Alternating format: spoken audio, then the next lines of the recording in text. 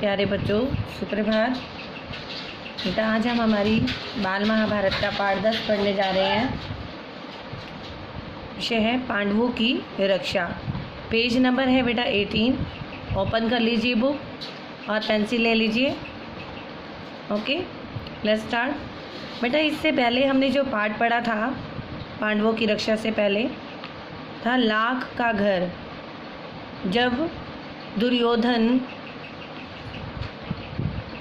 षड्यंत्र रचता है अर्थात कोई योजना बनाता है क्या कि कुछ दिनों तक वह पांडवों को लाख के भवन में आराम से रहने देंगे और जब वे पूर्ण रूप से निशंक अर्थात निसंदेह हो जाएंगे तब रात में उनके भवन में आग लगा दी जाए जिससे पांडव तो जलकर भस्म हो जाए और कौरवों पर भी कोई दोष न लगा सके। तो इस प्रकार दुर्योधन पांडवों को मारने की साजिश रच रहा था, योजना बनाई हुई थी। तो आगे बेटा हम इसमें पढ़ेंगे पांडवों की रक्षा, किस प्रकार पांडवों ने अपनी रक्षा की। पांचों पांडव माता कुंती के साथ वारणावत के लिए चल पड़े। उनके हस्तिनापुर छोड़कर वारणावत जाने की खबर पाकर नगर के लोग उनके साथ हो लिए। बहुत दूर जाने के बाद युधिष्ठिर का कहा मानकर नगरवासियों को लौट जाना पड़ा।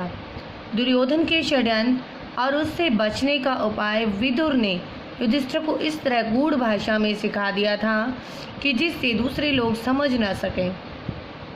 वारणावत के लोग पांडवों के आगमन की खबर पाकर बड़े खुश हुए और उनके वहां पहुंचने पर उन्होंने बड़े ठाठ से उनका स्वागत किया।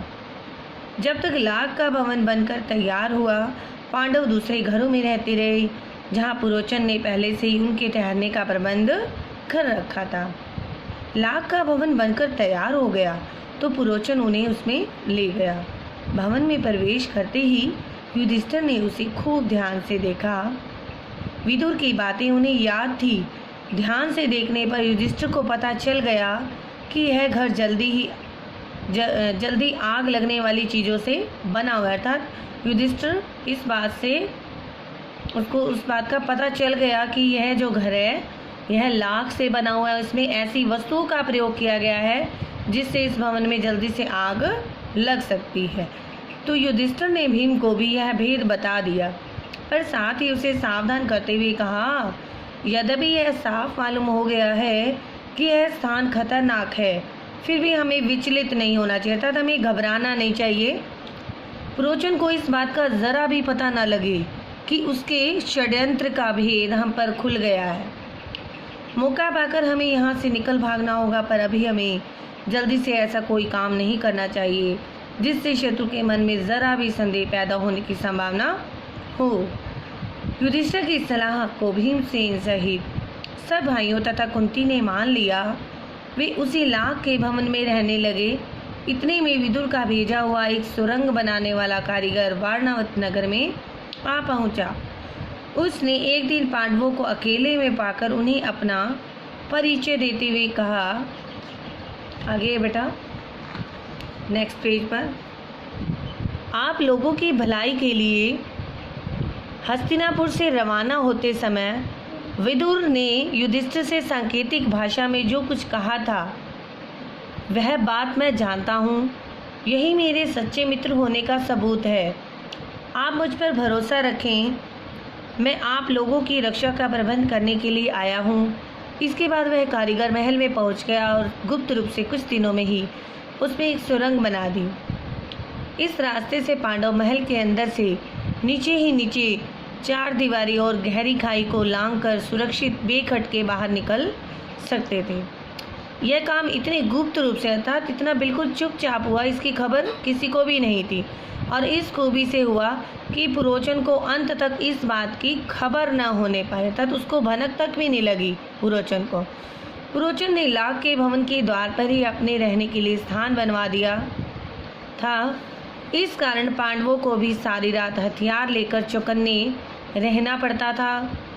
किसके कहने पर हस्तिनापुर के लोगों को वापस लौटना पड़ा? युधिष्ठिर की। ठीक है, ये बेटा प्रश्न दिए गए, आपने इसमें से प्रश्न करने हैं।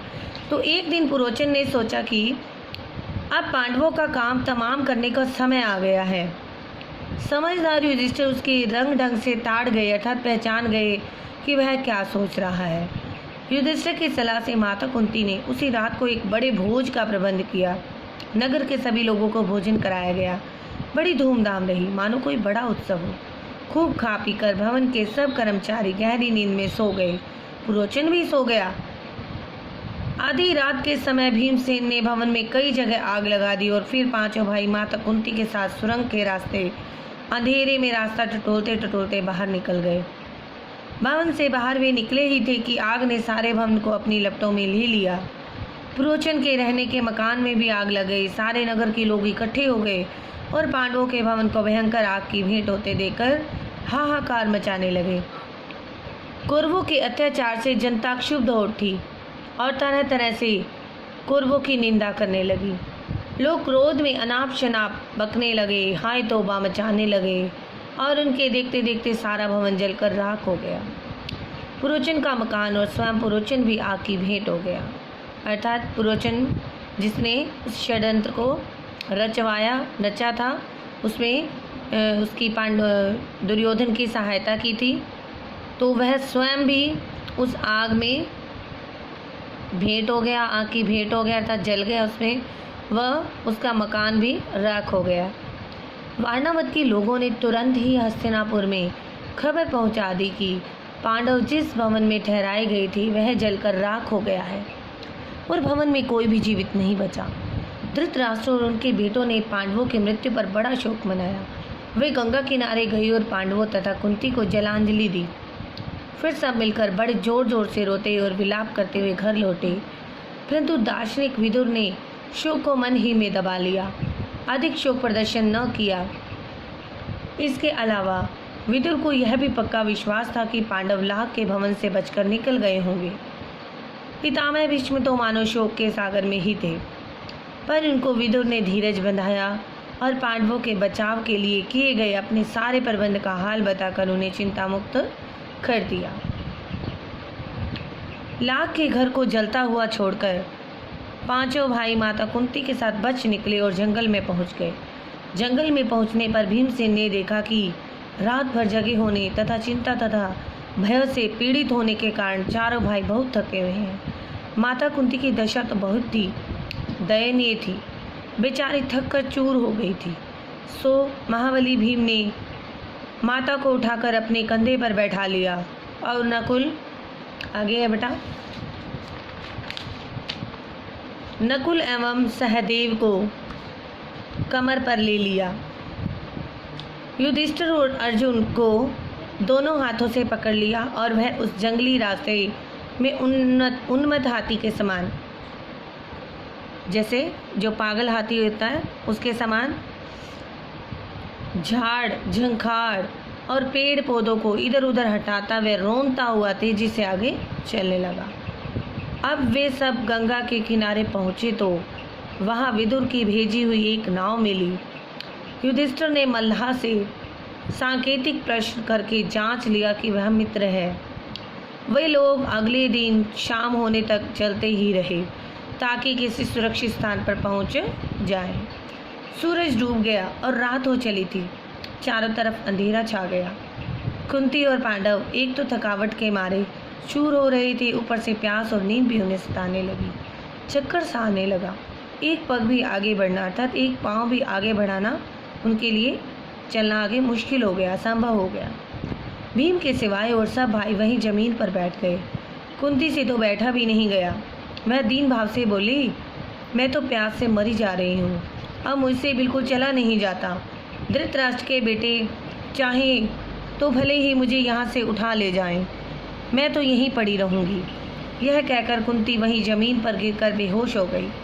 माता और भाइयों का यह हाल देखकर क्षोभ के मारे भीमसेन का हृदय दग्ध हो उठा। वह उस भयानक जंगल में बेधड़क घुस गया और इधर उधर घूम घाम कर उसने एक जलाशय का पता लगा ही लिया। उसने पानी लाकर माता व भाइयों की प्यास बुझाई। पानी पीकर चारों भाई और माता कुंती ऐसे सोए कि उन्हें अपनी सुध-बुध तक न रही। अकेला भीमसेन मन ही मन कुछ सोचता हुआ चिंतित भाव से बैठा रहा। पांचों भाई माता कुंती को लिए अनेक विघ्न बाधाओं का सामना करते और बड़ी मुसीबतें झेलते हुए उस जंगली रास्ते में आगे बढ़ते ही गए। वे कभी माता को उठाकर तेज चलते, कभी थके मांदे बैठ जाते, कभी एक दूसरे से होड़ लगाकर रास्ता पार करते। वे ब्राह्मण ब्रह्मचारियों का वेश धरकर एक चक्रा नगरी में जाकर एक ब्राह्मण के घर में रहने लगे। माता कुंती के साथ पांचों पांडव एक चक्रा नगरी में भिक्षा मांगकर अपनी गुजर करके दिन बिताने लगे। भिक्षा के लिए जब पांचों भाई निकल जाते तो कुंती का जी बड़ा बेचैन हो उठता था। वह बड़ी चिंता से उनकी बाट जोहती थी, अर्थात उनका इंतजार करती थी। उनके लौटने में जरा भी देर हो जाती तो कुंती के मन में तरह तरह की आशंकाएं उठने लगती थी। पांचों भाई भिक्षा में जितना भोजन लाते, कुंती उसके 2 हिस्से कर देती। एक हिस्सा भीमसेन को दे देती और बाकी आधे में से 5 हिस्से करके चारों बेटों को और खुद खा लेती थी, जिस पर भी भीमसेन की भूख नहीं मिटती थी। हमेशा ही भूखा रहने के कारण वह दिन पर दिन दुबला होने लगा। भीमसेन का यह हाल देखकर कुंती और युधिष्ठिर बड़े चिंतित रहने लगे। थोड़े से भोजन से पेट न भरता था तो भीमसेन ने एक कुम्हार से दोस्ती कर ली। उसने मिट्टी आदि खोदने में मदद करके उसको खुश कर दिया। कुम्हार भीम से बड़ा खुश हुआ और एक बड़ी भारी हांडी बनाकर उसको दी। भीम उसी हांडी को लेकर भिक्षा के लिए निकलने लगा। उसका विशाल शरीर और उसकी वह विलक्षण हांडी देखकर बच्चे तो हंसते हंसते लोटपोट हो जाते। एक दिन चारों भाई भिक्षा के लिए गए। अकेला भीमसेन ही माता कुंती के साथ घर पर रहा। इतने में ब्राह्मण के घर के भीतर से बिलक बिलक कर रोने की आवाज़ आई। अंदर जाकर देखा कि ब्राह्मण और उसकी पत्नी आंखों में आंसू भरे सिसकियां लेते हुए एक दूसरे से बातें कर रहे हैं। ब्राह्मण बड़े दुखी हृदय से अपनी पत्नी से कह रहा था, कितनी ही बार मैंने तुम्हें समझाया कि इस अंधेर नगरी को छोड़कर कहीं और चले जाएं, पर तुम नहीं मानी। यही हट करती रही कि यह मेरे बाप दादा का गांव है, यहीं रहूंगी। बोलो अब क्या कहती हो? अपनी बेटी की भी बलि कैसे चढ़ा दूं और पुत्र को कैसे काल कवलित होने दूं? यदि मैं शरीर त्यागता हूं तो फिर इन अनाथ बच्चों का भरण पोषण कौन करेगा? हाय, मैं अब क्या करूं? और कुछ करने से तो अच्छा उपाय है कि सभी एक साथ मौत को गले लगा लें, यही अच्छा होगा। कहते कहते ब्राह्मण सिसक कर रो पड़ा। ब्राह्मण की पत्नी रोती रोती बोली, प्राणनाथ, मुझे मरने का कोई दुख नहीं है। मेरी मृत्यु के बाद आप चाहें तो दूसरी पत्नी ला सकते हैं।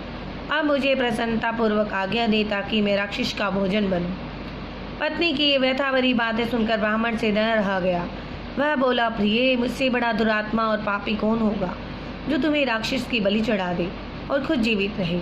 माता पिता को इस तरह बातें करते देख ब्राह्मण की बेटी से न रहा गया। उसने करुण स्वर में कहा, पिताजी, अच्छा तो यह है कि राक्षस के पास आप मुझे ही भेज दें।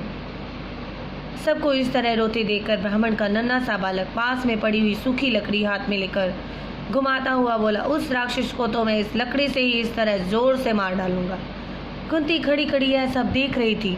अपनी बात कहने का उसने ठीक मौका देखा। वह बोली, हे ब्राह्मण, क्या आप कृपा करके मुझे बता सकते हैं कि आप लोगों के इस असमय दुख का कारण क्या है? ब्राह्मण ने कहा, देवी सुनिए, इस नगरी के समीप एक गुफा है जिसमें बक नामक एक बड़ा अत्याचारी राक्षस रहता है। पिछले 13 वर्षों से इस नगरी के लोगों पर वह बड़े जुल्म ढा रहा है। इस देश का राजा जो विद्र के नाम के महल में रहता है इतना निकम्मा है कि प्रजा को राक्षस के अत्याचार से बचा नहीं रहा है। इससे घबराकर नगर के लोगों ने मिलकर उससे बड़ी अनुनय विनय की कि कोई न कोई नियम बना ले। बकासुर ने लोगों की यह बात मान ली और तब से इस समझौते के अनुसार यह नियम बना हुआ है कि लोग बारी बारी से एक एक आदमी और खाने की चीज़ें हर सप्ताह उसे पहुंचा दिया करते हैं। इस सप्ताह में उस राक्षस के खाने के लिए आदमी और भोजन भेजने की हमारी बारी है। अब तो मैंने यही सोचा है कि सबको साथ लेकर ही राक्षस के पास चला जाऊं। आपने पूछा तो आपको बता दिया, इस कष्ट को दूर करना तो आपके बस में भी नहीं है। ब्राह्मण की बात का कोई उत्तर देने से पहले कुंती ने भीमसेन से सलाह की।